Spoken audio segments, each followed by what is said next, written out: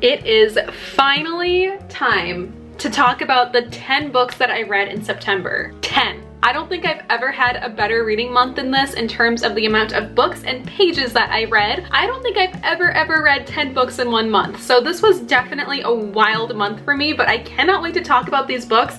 I have new authors, new releases, lots of different genres. Well, thriller, dark romance, murder, YA, and romance. So like at least 4 genres. I feel like I had such a great September, and just beyond reading, like the weather in September was absolutely beautiful. High 70s and 80s. It still felt like summer. We definitely got like a second summer wind of September, so I'm so happy that I got to enjoy the warm weather a little bit longer, because today definitely feels like the first cold, gloomy day of fall. It's dark, cloudy, and cold. So I brought out the sweaters and I'm bundled up wanting to chat about some books. One of the biggest things that happened in September that hopefully you saw in a recent video I shared, I went on a little cabin trip with my family the week after Labor Day. So kind of like the end of summer family vacation trip up north. The reason that this list of books is the number that it is because I did the 24-hour reading challenge up there. I actually read 5 books during that challenge, so I highly recommend checking out that video. I'll link it above and down below. It was so fun to make and a really cool way for me to document our family vacation, but also make it book themed. So I really enjoyed that, but that is why this list is as big as it is, because 5 of these books I read within 24 hours, meaning that besides the challenge, I read 5 books on their own. I'm trying to think if anything else happened this month. Oh, I started a book club.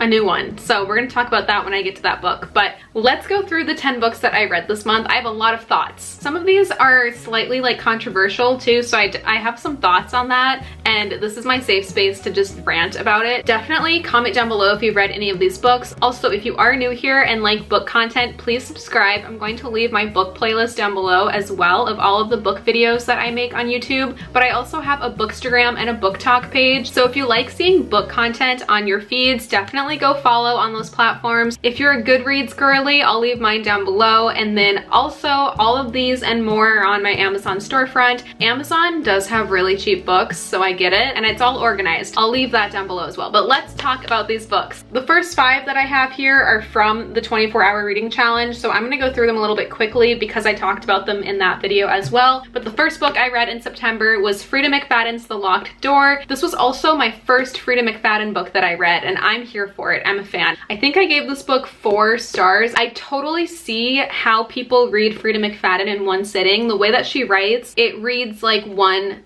sitting story. Like you can read the whole thing, and I was skeptical about that before, but I get it. Very gripping. I like her twists. I think this was a good Freida McFadden book to start with because I don't think it will be like her best, but you never want to start with the best book from an author in my opinion, because then like you compare that to all of her older works. So this is one of the self-published versions, and I love that for her. Like I love that she just wrote and pushed out a ton of self-published books on Amazon and became the household author name that she is today. It's an amazing success story, but she is very good at writing these types of like lifetime thrillers. That's what I feel like. And sometimes those hit, you know, like during the holidays, you want to sometimes watch like a Hallmark movie, even though it's Hallmarky. Well, sometimes you want to watch like a lifetime thriller, even though it's Lifetime. This is great though, so I highly recommend. The second book I read during this 24-hour reading challenge was this YA book called You Have a Match. This plot was really intriguing to me, which is why I ended up buying it from the thrift store like 6 months ago. It's about a teenage girl that takes a DNA test and finds out that she actually has an older sister that was put up for adoption, and they connect over the DNA test like app, decide to meet up at summer camp and figure out like what happened and why, because they both have like the same fully biological parents. It definitely feels like a YA summer camp book. So I rated this 3 stars, but I think if I were still a teenager or more so like a preteen, I probably would have enjoyed this more. As an adult, you kind of like have a harder time sometimes immersing yourself into YA books. Also, the Goodreads reviews did affect my opinion of this book afterwards, because a lot of people that were personally adopted saw some faults in this book that went over my head because I just wasn't aware aware. So I do encourage you, if you do read this book, to look at those reviews. It made a lot of sense, basically, about how this book portrayed adoption. I feel like it was almost like a Parent Trap influenced story, but it was still good, and I did love reading this at the cabin because the vibes were there. So if you're looking for like an easy YA summer cabin Parent Trap type of book, I would totally recommend this. And then I read 2 Colleen Hoover books during this challenge. I read Confess, which wasn't one of my favorite coho books. I gave this, I think, 2 stars. It wasn't terrible, but it just wasn't like one that I would be like, oh my god, if you like Colleen Hoover, like read this book. I feel like her plots are also kind of hard to explain, but basically there's like some backstory trauma, there's a love interest, there's always stuff going on. It reminded me sort of like November 9th, but it was fine. It was fine. I'm glad I read it. And then I read Without Merit by Colleen Hoover, and I think I gave this one 4 stars. I did really like this book a lot more than Confess, but again, it wouldn't be one of my top Colleen Hoover books. I guess just side note so that you understand like how I'm comparing these. I'll tell you my top coho books so you can see like what I like, which ones of hers I like to compare to these. I think my top ones would be like Verity, Ugly Love. Those are so popular. I loved Reminders of Him. That one actually successfully made me cry, and I'm always like, I try really hard not to, but that one got me because of what the plot was about. I really did like Reminders of Him. Heartbones was such a fun, like summery themed book, so I liked Heartbones as well. Those would be like my top that come to mind. So if you enjoyed those books, that's kind of how I'm comparing these. This one was interesting. There's a lot going on in here where I'm like, what the hell is that about? This one highlights a very abnormal family, not your typical family, slightly taboo topics. Mental health is a really big theme in this as well, and then trying to like find your identity, I felt like it was a big theme of just being a teenager and having a twin and not knowing who you are and feeling like nobody in your family understands you. It was good though. This one kept me very intrigued, and I think that's why I gave it a higher rating. If you want a Colleen Hoover palette cleanser type of book and you haven't read this one yet, I'd say it's worth it. The next book that I read after the this one is part of the 24-hour challenge, but I finished it at home, was Love Unwritten by Lauren Asher. Okay, here's the thing. I don't think Lauren Asher is for me. So I read Love Redesigned in August, and I could not get into that book. I was so bored. I just didn't care for the characters, and I felt like it was such a slow burn that I wasn't invested. These books are massive, and the characters don't kiss until like the end. So the whole time I felt super just uninterested. I heard that Love Unwritten got better, and it did, but like by 0.5. I had a hard time still connecting to these characters and caring. Like a lot of the plot was unnecessary, and I didn't really care for the love interests. Even toward the end, I felt like, okay, like thank God I'm done. Like, unpopular opinion maybe. Maybe it's just me. Will I read the 3rd book when it comes out? Maybe, but I did not like this, so I'm so sorry. I rated the first one 2 stars. I also rated this one 2 stars, so this was a 2-star read for me. It might be a me problem. I know that a lot of people love Lauren Asher and they love that book, so maybe it just was not for me. My trick is to put the books I talk about underneath and then put these books on top so you still can't see the titles. This next book was one of my favorite reads from September, and it was Freida McFadden's The Teacher. So this one has a lot of controversy because it does deal with grooming, and I think that is a given based on the back of the book, so I'm not spoiling anything. Now, the plot of grooming, I think, has kind of been ingrained in our minds as okay on TV. No, let me take that back. Pretty Little Liars has made my generation romanticize Arya and Ezra, and for some reason fight for them to be together.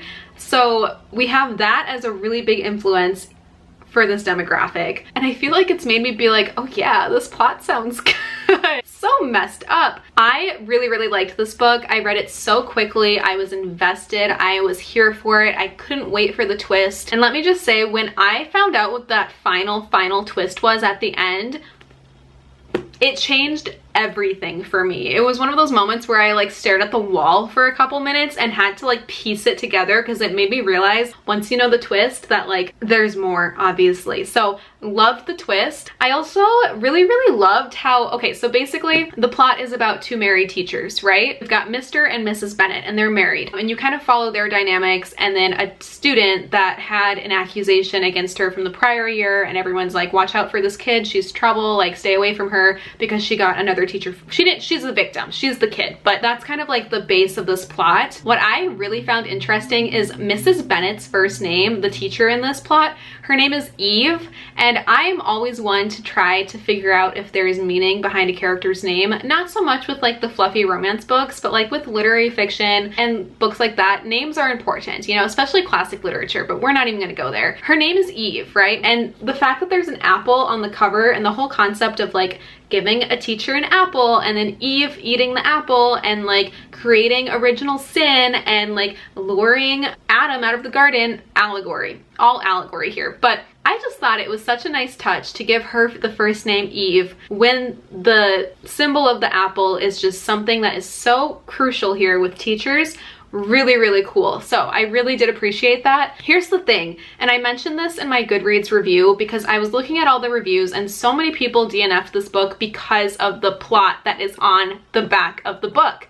And I just cannot imagine DNFing a book for something that is literally on the back. Like, hey, this is gonna be in this book. I understand that people were uncomfortable by it, but I think you're supposed to be uncomfortable. Like, you are supposed to be uncomfortable by the fact that there's grooming in this. Be uncomfortable by that, because it will affect how you feel about the ending. It will make you question, is justice served? I don't want to share the twist part of this, but it does add to that, you know, because it makes our sympathy shift and our empathy, and understand like, ooh, we no longer really view this character the same. Does that affect justice and empathy and all of that? Can you tell that I wanted to be an English teacher? I love it. I love discussing books like this. That was like my whole plan too, was go to school to become a teacher, and then I graduated being like, I'm gonna do YouTube. I would really recommend this. It's okay. You're supposed to be uncomfortable by the fact that there's grooming. That's why it's in this book. If that whole plot makes you uncomfortable without reading it, don't read it. But like, don't read the book knowing there's grooming in it and then DNF it and give it 1 star because there's grooming in it. That's what I don't understand. It's like picking up a murder mystery and then giving it 1 star because there's a murder.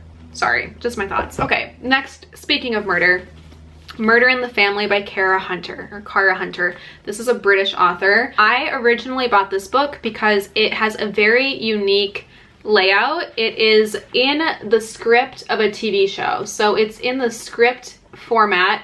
There's a lot of different mediums in here. There's texts, there's Reddit threads, there's newspaper articles, there's voicemails. So you get all of this evidence, and you're basically like watching a Netflix docu-series and trying to solve it before the series is over. I was really excited for this, and I loved this unique creative layout, but it did fall flat. It fell really flat. And it's not just me. I wrote a review about that, and a lot of people ended up agreeing with me, or I think I shared it on my Instagram about what fell flat, and a lot of people agreed, like, yes, they were so excited about this book, and then the ending kind of ruined it. I agree. The ending did ruin it for me as well. So maybe, I mean, definitely read this book to like figure out your own opinion about it, but I don't know if this is one that I would like recommend off the bat to someone.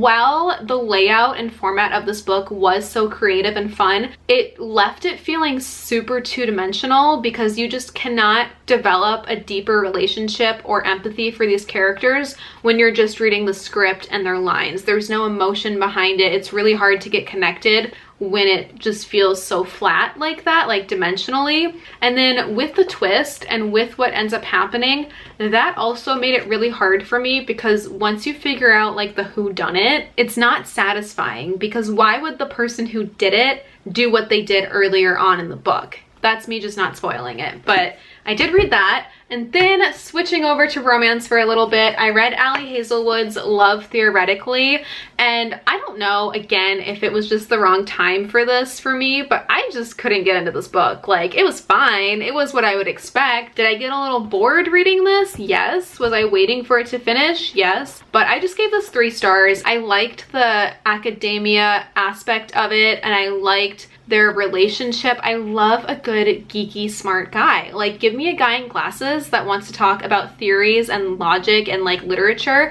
I'm freaking sat. Like, I love intelligence. It's the Gemini sun in me. Geminis love learning, and we love people that love to learn. I did like that part, but it was what it was. Now, these last 2 books I'm still reading. So I was reading them in September, but I still haven't finished them. So I will finish them in October. Dark romance.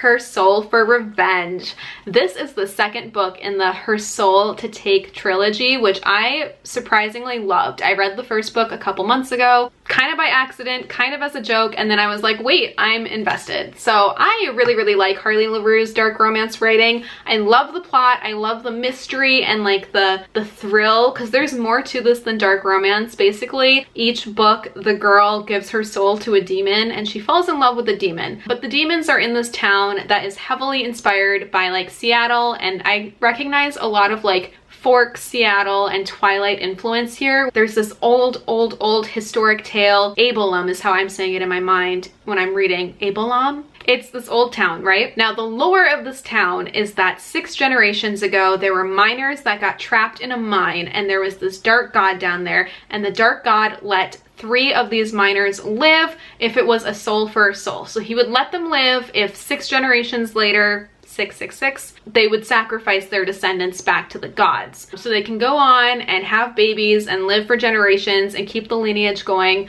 but they have to give a soul back. Now, we are 6 generations later, and these descendants are here, and you know, these families where it's like, oh yeah, my great-great-grandfather was in the mine, he survived, and there's like this cult, the Liberi, that a lot of the town is part of. It reminds me of like the Volturi in Twilight, and like they have to make these sacrifices and the girls get away and the demon is protecting them and they fall in love. I know it sounds so cuckoo out loud and like silly, and it is. Like, this is a silly demon romance, dark romance book, but it's spicy as definitely some of the spiciest books that I have read this series. Sometimes those are great reads. That's all I'm gonna say. Then something really exciting happened in September. I started a little bestie book club with my best friend. She lives on the East Coast though, so that's why this is kind of like a casual, like, oh, we should just start a book club together and read the same book and talk about it. Love. It's already been so fun. Every single day she's like, what page are you on? And then we read to that page and we talk about it. So it's casual, it's go with the flow.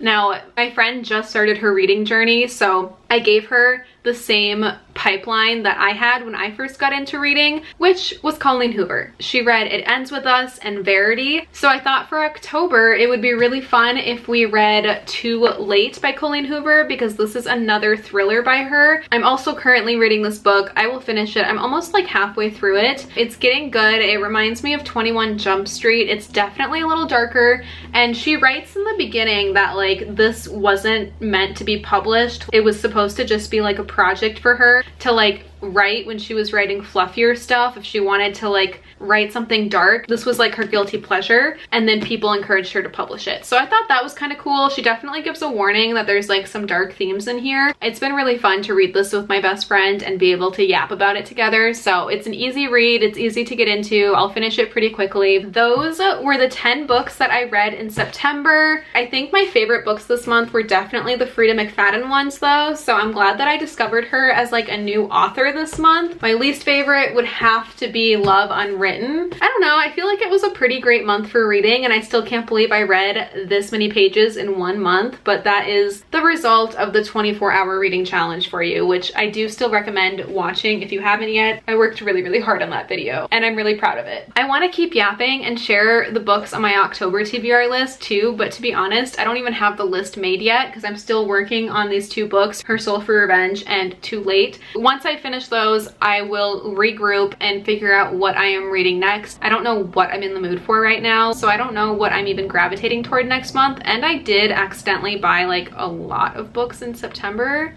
I read the most, but I think I also bought the most books. Like, it might have been my worst or best book haul. I'll post that next because I do want to go through that. But yeah, those are the books that I read. It is, oh my gosh, already like 4:30. Speaking of books, I'm getting dinner with a few girls from my other book club that I'm in tonight. I also work for this company now, and I produce basically 4 videos a week for them now. Well, it's 2 videos, but I edit them differently, so it's 4 video files a week. Definitely a lot, which is why you might have noticed in September a bit of a pause or decline on this channel, because I'm still trying to figure out how to balance it all. I need to edit those videos and get them sent in tonight because they're due tomorrow. It might be a pretty busy night. I don't know how much more I'm going to vlog, but let me know if you've read any of these, if you had similar thoughts to me, and what books I should read next. But I'm going to edit those videos that are due for the company I work for now and get ready for dinner with some of my book friends. Thanks for watching though, and I'll see you real soon in my next video. Bye!